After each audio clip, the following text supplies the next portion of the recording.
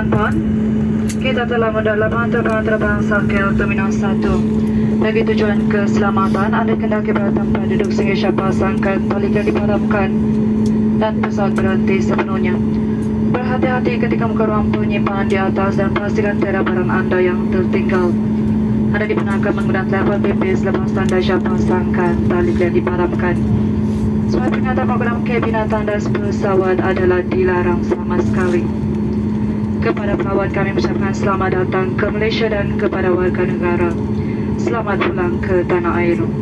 Bagi pihak Kapten Fong dibantu pembantu Juruterbang Ashraf dan semua anak kapal yang bertugas pada hari ini, kami mengucapkan terima kasih kerana memilih Baltic Air Malaysia.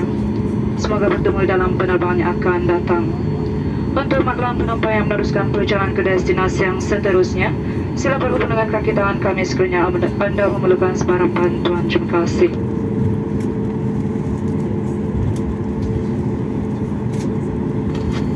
Ladies and gentlemen, we have landed at KL International Airport Terminal 1. It is safety requirement that you remain seated until the aircraft comes. The complete stop and the civil sign is to show.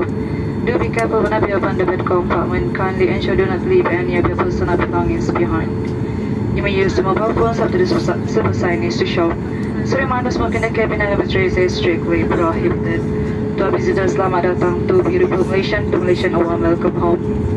On behalf of Captain Fong, assisted by co-pilot Ashraf and the rest of the crew on this today, we thank you for flying to Baltic Air Malaysia.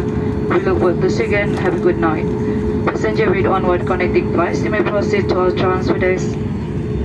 Should you require assistance, please contact our ground staff. Thank you.